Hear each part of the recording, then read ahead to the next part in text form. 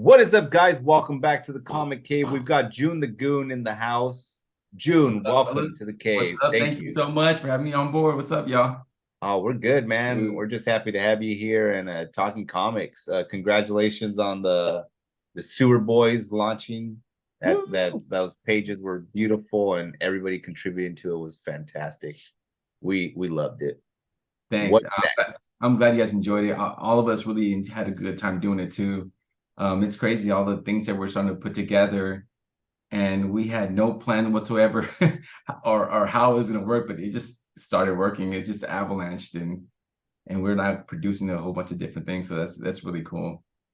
That is awesome, dude. I know you have a Kickstarter going on now. Give us that. It's gonna start soon. It's gonna start Monday. Friday. I'll give you the exact time and date, but it's called Beat to Shit. It's a collection of my black and white drawings of my favorite comic book superheroes, and the whole project just started. Basically, I wanted to see, well, I started with one character, and it was just me goofing around, like, oh, you know what would Ronan look like in Roman Ninja Turtles look like if he was just beat to shit? And I just kept drawing, kept going at it. I'm like, oh, this is fun. And when I was done with it, I'm like, oh, I want to keep going. But I couldn't think of anything else. I'm like, oh, should I keep going? And it just snowballed, and now it just I have so many pieces now, and like I have to create something out of this. So that's how the whole BTS project came about. That's a lot of the characters or superheroes that are just Yeah, beautiful. yeah, it's just Oh, me. I love that Yeah, idea. That's brilliant. We're tired of pinups of them looking pretty and nice. I want to see them like right. really. Well, yeah, you think about it. What's like when you think of like Dark Knight Returns? What's the cover that sticks out to you? The beat to The shit beat the fucking shit yeah, cover, man. That's Right. right. And true. I also had an issue with the name Beat the Shit. I'm like, dude, that's so vulgar. I'm like, come on, June. Like, but then I'm like, that's the only way I could really think of it that really describes what it is. Like these guys are beat the shit. Yeah. So that's how it came to be, Beat the Shit. I'm like, all right, I think it would only be vulgar if it wasn't appropriate or used correctly. But if you're Yeah. using it in the context that it's supposed to be, it's right in there. you're right. You're right. Yeah. You nailed So it. That's so true. So what got you into becoming an artist? Ooh, going deep. For me, you know what? It was I tell people that it was my first language. Like I didn't really know how, like wasn't good at talking to people. I was very shy, introverted, and my way to communicate with the world was through my drawings. Like I met, like in when I was growing up, just kids that like my kind of drawings, and I would just draw for them, and that was my way of communicating with people. And then people just started really like gravitating towards my art. I'm like, oh, that's cool. Like people are giving me positive reinforcement, and over something that I enjoy doing. And I'm like, oh, this is great. So it was that pat on the back, people compliment, and just kept going. I'm like, oh, I really enjoy doing this. So this is really cool that I'm getting acknowledged for doing it. So that's sort of how it started. Yeah, and of course, also it's like you grow up with the things that the movies, Star Wars, and cartoons, and all these things that just you're just a sponge absorbing all this stuff. And later in life, it's funny that the stuff that you grew up loving is somehow part of your aesthetic as you're older. You know what I'm saying? That's what's fascinating. You could just tell, but most part, what they were influenced by based on what they're drawing. Like till this day, I'm still drawing some Transformer type illustrate type drawings, or He-Man, and all these things that I grew up loving. So that's just fascinating how it still sticks with you as an adult. It's almost like you're drawing for that little kid inside of you, you know? oof, that's a sound clip. And also, whenever I buy like comic books or toys, I'm like, dude, the 8-year-old me would have been like, fuck yeah, we're doing that. You know what I'm saying? So every time I'm doing something, I'm like, the little 8-year-old inside me is like, hell yeah, you're doing it right. You know? That I mean, that's got to go for you guys too, right? Like when you guys open up a comic book or go to a comic book store, open up a comic book, how do you guys feel? I hoard everything that I dude, couldn't get yeah. as a child. That's why I buy everything, and I buy Yeah. everything for my children, and I overdo it because it was stuff that I never had the chance to get when I was little. So now I'm consistently feeding that inner child and my children at the same time, which is a bad thing because then I end up looking like a hoarder. But even finding like if you go like a yard sale or if you're going like a swap meet and you find like an open toy and like yeah, it's a little beat up, but it's like yo, I remember this one when I was a kid, and it's like when we went crazy on like some McDonald's Yeah. Happy Meal toys the other day. It was just they were so dope. They just look so cool, and you don't realize how well made they were at the time. You just think that they're this cheap toy, but you Right. look at the quality of stuff today and you compare it. You're like, yo, this was major. It was better back then. So Yeah, that nostalgia feel to it. yeah, it's like the whole Rosebud, right, from Citizen Kane, right? Like it was just a sled for everybody else, but to him, that meant the world, like that brought him back to his childhood and all this. So we're all chasing our rosebuds, Yeah. Mm-hmm. So yeah, I Yeah, feel some that. of us got the rosebuds. We're just trying to get more rosebuds. It's like kind of greedy at this point. Greedy and consume everything. Yeah. Become the Galactus of collecting. The collectors. We are the collectors. Oh man. What about you, Lego? Yeah. What about me? I don't know, man. It's pretty cool. I like stuff.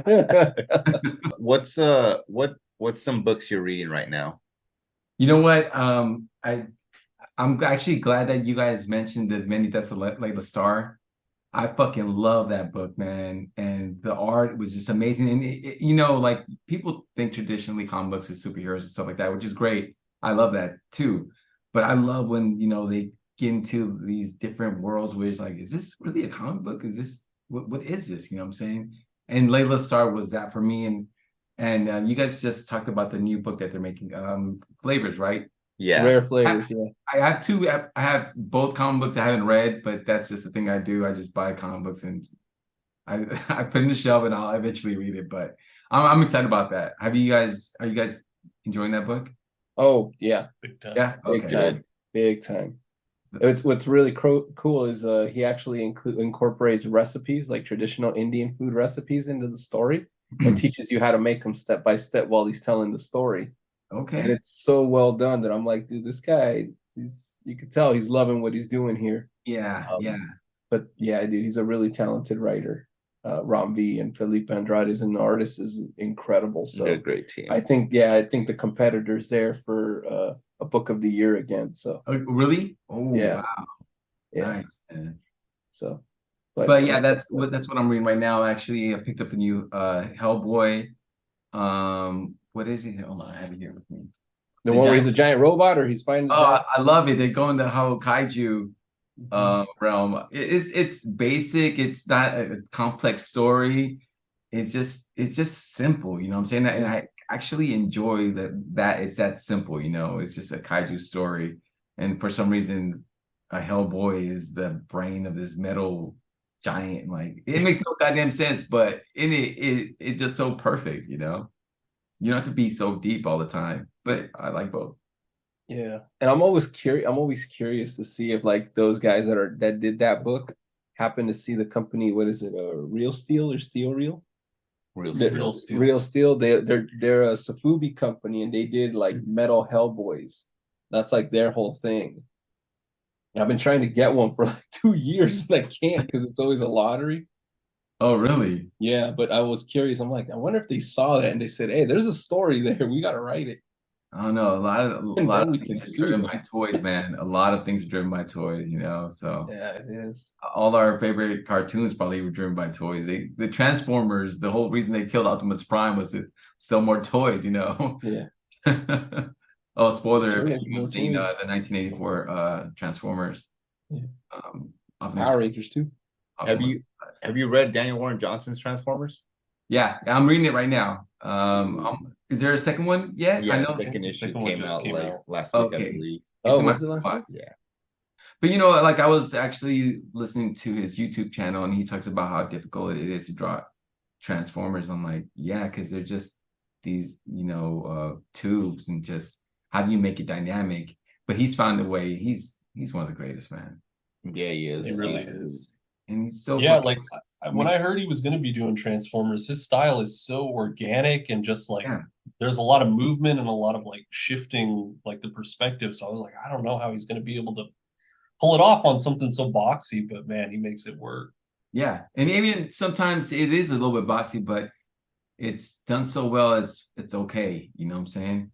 But yeah, he's just the greatest right now. He's killing it, man. Yeah, there was that scene in the first issue where Optimus kind of like tackles or something, and somehow it looked like he was like, I gotta look at it again, but I was like, did he reference the Heisman Trophy there? I was like, man, that would be pretty. I gotta look at that panel again, but I could have sworn in my head I was like, Yeah, and he also has body slams. I'm like, he's bringing from the other do a Do a power power bomb? bomb. yeah, power bomb. I'm like, he's bringing that into this.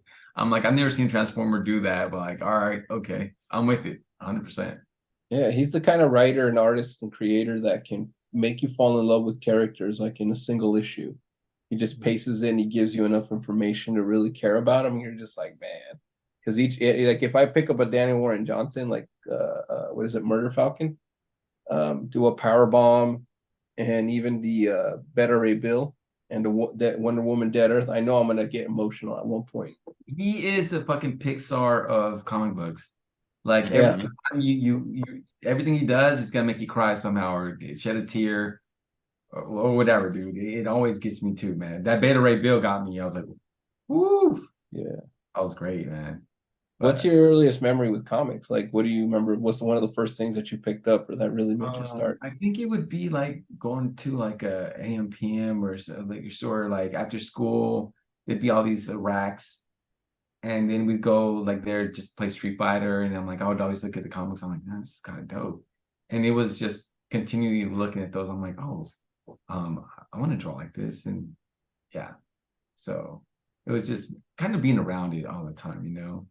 So you eventually pick it up, but the first one that really got me, I think it was a Spawn #1. Yeah. It just looked different. I'm like, oh man, this is cool. This is different, you know. But yeah, that was it for me.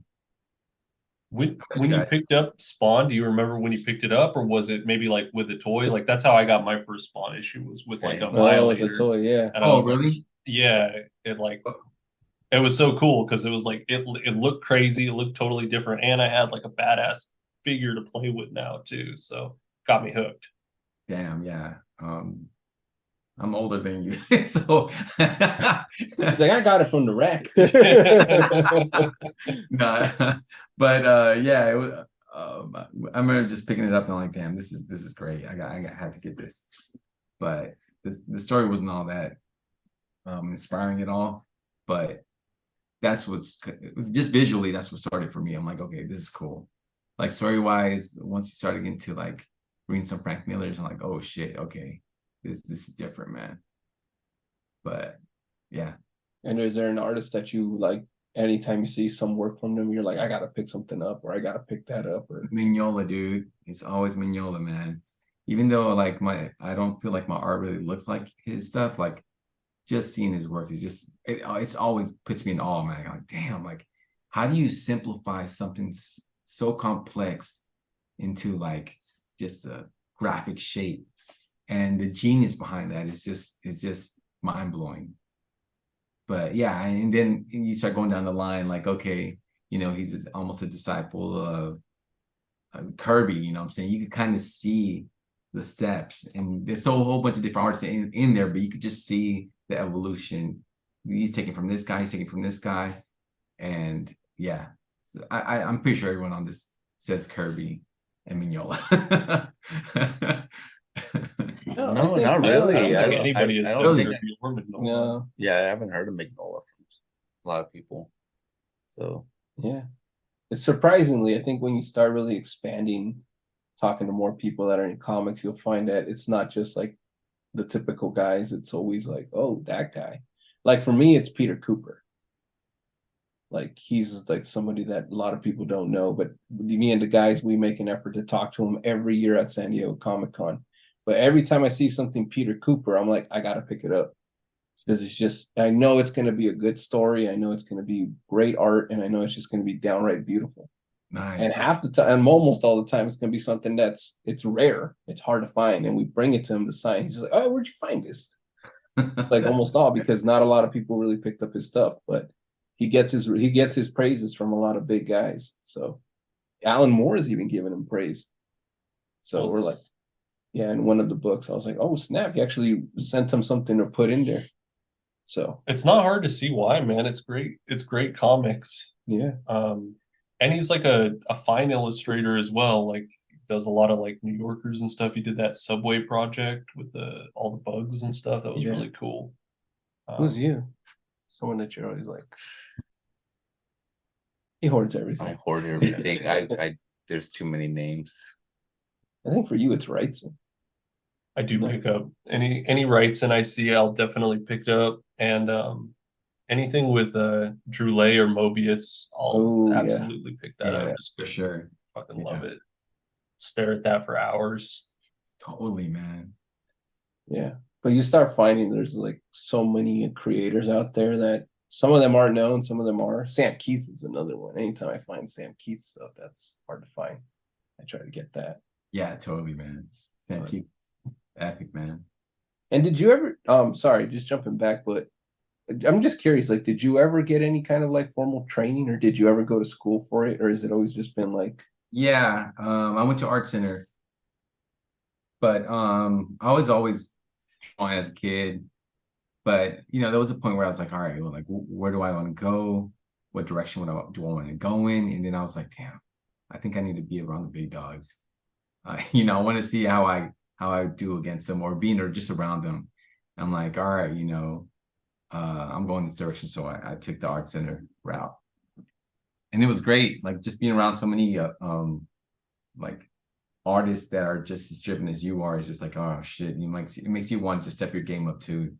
You don't want to be the weak link in any of these classes, or come in with the weak homework and like, oh hell no. So yeah, but the amount of money you're paying, like you better not come in with some bullshit, You gotta put in some work, man, because everyone's spending a lot of money, and that pressure is just like, all right, dude, I gotta absorb as much as I can, because yeah, there's a lot of money going into this. So yeah, not everybody needs to go to art school too. I'm making sure I tell everybody that. We'll cut that part out. Are you sponsored by Art Center? I take good money. We'll take anybody's money. Yeah. So what's some advice for young creators would you give? There's a simple advice that I feel like everyone gives, but I think that one thing that I need to start telling people is about community. Like community matters a lot. Like you could be drawing in your own chamber and just producing, but if you're not getting feedback from other people, or getting tips or advice from your peers, like that's just priceless, man. And just to be around other people that feel the same way you do, and that bleed the same way you do, because sometimes you've been around people where you're like, I bet you guys just talking about comics and like, they don't know what the fuck you're talking about, right? But there's other people right away, like you mentioned the name, you're like, I know what you're talking about. So you already know that we're bleeding the same blood, that we're probably the same amount of things. So just being around other people that feel the way you do about art or about anything, like community matters. And I don't think I would be as far as I have gotten without being around other artists, being around other people, like-minded people. And I'm not saying like-minded like we all think the same. No, I'm talking about like things that we all are driven and enjoy doing as much. Because being around that just pushes you. And like I was mentioning to your guys earlier, being around Erwin, being around all my artist friends, is like, dude, I need to step up, because they're stepping up. Maybe it's just I'm competitive, but I just need to be around that. It's just great. And it just fuels you, and so you need to be around other people that fuel you, just when you're not feeling it, or when you're just not motivated, just being around other artists. So that's my advice. Get a community, be a part of a community, participate in it, support it, If it's at a show, an event, go to it. If it's streaming, try to be in it, try to comment, try to share it. Like, you know, one person blowing up is all of us blowing up. So, yeah, especially if you're in the community. So that's very important. That's one thing that no one really talks about, I think. Well, I think yeah, your guys' two projects now with the Hardman Juggy and and the the Sewer Boys, I Boys. think is proof of that. I think the fact that it got funded so quickly and people were really jumping in is like there's a proof that it does work. That formula is working. So see Yeah. where else you guys take it next, man. That's what we're excited for. Yeah, we're like pumped up about it every single time. We're like, what? Like people are down with us. Like it just feels good, man. It just is the fact that you're putting some love into something and people are feeling it just as much as you are. And that's just great, man. It's a great feeling. It just makes you want to keep going, you know. There's nothing worse than just putting something out there and just hear crickets like, damn, no one's fucking with my shit. So yeah. Well, there's a market for everyone. There's a niche for everyone. And I've always tried to tell people like if you even if like 99% of the world hates your stuff and only 1%, that's still 7 million people that like your stuff. Wow. So you got to just find that 1% that does like it, and you'll see that that's all that matters. Right. Once you find, it's like going back to what you said, once you find that community, then take care of it, build it, and grow with it, and Yeah. just keep getting better. Yep. And with the Beat to Shit Kickstarter, are we gonna get some like pinups from the rest of the crew if it hits the stretch You know goals? what? I have to include everybody else. Like, it's gonna be great to see some of their interpretations of the characters that they love to do. So, yeah, I think that's gonna be great. I definitely want to do that. Like, it's gonna be a black and white comic book, and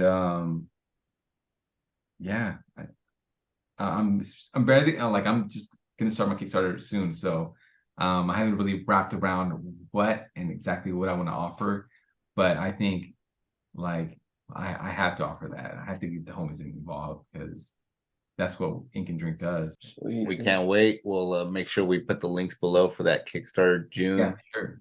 Thank you so very much for your time. We can't wait to see when it comes out. Sure. And also, guys, thank you guys so much for doing what you guys are doing.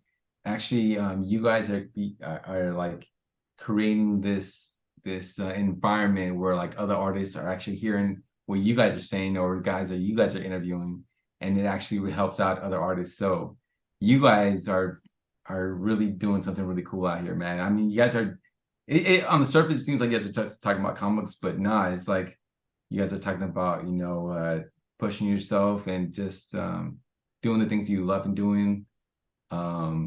Yeah, so like I've been motivated every single time you guys interview artists. It's fucking dope. Just hearing their point of view and how they think and how things came to be, like that's just fucking great, man. Like other artists really hear that and like, hell yeah, I could do it too. So mad props with what you guys are doing. This channel is fucking dope. Oh, thank you, man. dude. Thank you. We appreciate it. that. Like we said, we want to spotlight you guys because you guys Yeah. create this and you guys deserve the spotlight. Yeah. Like Absolutely. that's what we're here for. Yeah. So thank you for that because that feels good, bro. Yeah. Thank you. Thank you. We appreciate it. Cool, man. All right. Well, thanks a lot, guys. I appreciate you guys taking your time out to listen to me talk. Where can people find you? Oh yeah, Yeah. where's all your links? So Okay. And by Death Machine. oh yeah, we didn't even talk Death Machine. Yeah, There it is. this We book. reviewed it. Yeah, absolutely. while back, this too. thing was so cool. Thanks, guys. Yeah, this Death Machine. You can find my on Instagram, Joon the Goon, Joon the Goon. You can find me on Long Beach, Ink and Drink. Like I'm like totally paused right now. Like wait, where can you find me? And I think my Instagram is the best way to reach out to me. But yeah, and I will soon be posting more information about my Kickstarter. And yeah, that's. Are you going to be at DesignerCon as well? Yeah, me and Erwin are gonna be tabling. at So DesignerCon in Anaheim, California. California. That's December. 17th, I think. I was Okay, gonna there we say go. no, it's 17. like a week before Christmas. Yeah, so I We're gonna do our Christmas shopping there. I should know this. for But you guys need to have ourselves. a For booth out there, ourselves. dude. You guys need to have a booth out there, man. I think you guys are ready for to, start tabling, man. we like to Yeah, go we're and buy. nomads. We Yeah, don't. we're gonna go That is bring true. the camera, just be like, I don't want to sell my stuff. yeah. That is true, man. When you're tabling, you can't get up anymore. You just No. Yeah. get to your spot. Like even when we've done like little small shows, we're like, oh man, I want to go look over there. I don't want to spend my money. I don't want to spend my money on money this, first. mate. I just spent money on this table. I need to make it back first. Going back to real quick, I know we're ending Death Machine. Are we getting a part 2 on that? You know what? It was a one shot. The beginning was the end. You know what? That was just a me trying to prove to myself that I could do it. Like, we all heard the Kirby line, like Kirby started making comic books at 40. I don't think that's true though. He wasn't 40 when he started making comics. That was bullshit. Yeah, there's a saying about that. But anyways, but I did want to make a No, I comic asked him. He actually. said yeah. Huh? No, I was like, no, I asked him. He said yeah. But it was always a dream line. Like I've actually, when COVID happened, I'm like, dude, I've seen so many, like, I'm gonna be honest, shitty comic books. I'm like, God damn, there's so many shitty comic books. Like, if they can make a shitty comic book, why can't I make a shitty comic book? So I'm like, seeing bad art or bad comic books is just so motivating for me. I'm like, if they're doing it, that means I could do it. So that's how it all started, based on like comic books that don't look good. But every time I see a really good comic book, it makes me want to quit. So there's a balance. He's like, I'm gonna make the shittiest comic book. Watch. But yeah, that's how Death Machine started, and it was actually a very simple story. Like I just wanted to go back to the 1990 type movies where it's just like the title is what's going to happen in the movie. You know what I'm saying? It's Death Machines. This guy is going to kill people or something. You know what I'm saying? So that's fun. Do you have a favorite like panel or sequence or something from that? Like something where you're like, oh, that was sick, or you know what? It was actually I think it was like this actually was like the beginning of it all. I'm like, this is cool. I don't know what the hell I'm gonna do with this, but I'm like, what story can I make with this? And actually, this whole comic is sort of based on things I wanted to draw. Like, I just wanted to draw this guy getting blown up. So I kind of put a story based on the things I wanted to draw. Will you have Death Machine at DesignerCon? Yeah, I will. There you go, guys. You pick it up at DesignerCon in Anaheim. Oh, that was nice. That was cool. Yeah. Color choice too was really solid. Thanks, man. Yeah. Oh, and this actually the homies. You can see all my homies. Oh yeah, that's cool. That's dope. Yeah, that was my way of just putting the whole Ink and Drink community into this. But yeah, these are actually my favorite pages. I love that DeLuca effect. So cool. Yeah, this is fun, man. Yeah, that panel, the one on the right, the page where he's running up the stairs, reminded me when Metal Gear Solid when you're running up with the machine gun. Oh, classic. But yeah, I'm actually starting to think about the next project. But it's kind of great that if you're self-motivating or self-producing these things, like you could work on your own timeline, Like I also like to paint, case example. I like to illustrate. So it's just like the fact that I enjoy doing these things, like takes me all different places. So I really enjoy that. So that's kind of cool. Do you primarily think of yourself as a comic artist or just? I want to say just an illustrator, because I like doing it all. I like painting, drawing, storytelling, all this stuff. So it's just all these different avenues for expression. So I would like to actually only think of myself as a comic book artist because that's fun. I think, yeah, I think it encapsulates so many things that I enjoy, like good writing, good art, cinematography, you know what I'm saying, like compositions and all this stuff. So, and color. Comic books just have so much art form in every single facet of it that I enjoy the medium. I really love the medium. Like like some comic books could be even better than movies, you know what I'm saying? Oh yeah, So Definitely. yep. We feel like that sometimes too. right. Most of the time. Most of almost. Yeah, like some things you can't even do, like Saga. There's no way that could ever be a movie, you know what I'm saying? Like it's just too weird and They yeah. said the same thing about Watchmen, and they made it. So we'll see. Yeah, that's true. That's true. I kind of enjoyed Watchmen too. Yeah. I mean, Yeah. yeah. I think when you really enjoy them, you just learn to separate the two. I think too many people try to like make them one, and it's like that's not what you got to do with this. Is separate them. It's two different things, two different mediums. You cannot incorporate them together. You Two have to different look at art them forms. independently. Yeah. Once you do that, and once you learn to do that, I think the movies You're and the able to comics enjoy become a lot more yeah. enjoyable. And you're not a freaking critic. You're there to enjoy Yeah. and not to criticize it. Because if you try to do, think of them as the same thing, you're gonna become a critic, and you don't want to do that. You want to actually enjoy the experience. Yeah. So that's so true, man. But dude, Thank you so very much for your Yes. time, June. and we do like photography medium, so I'll beat the shit out of Isaac, and we'll incorporate that. Hold on.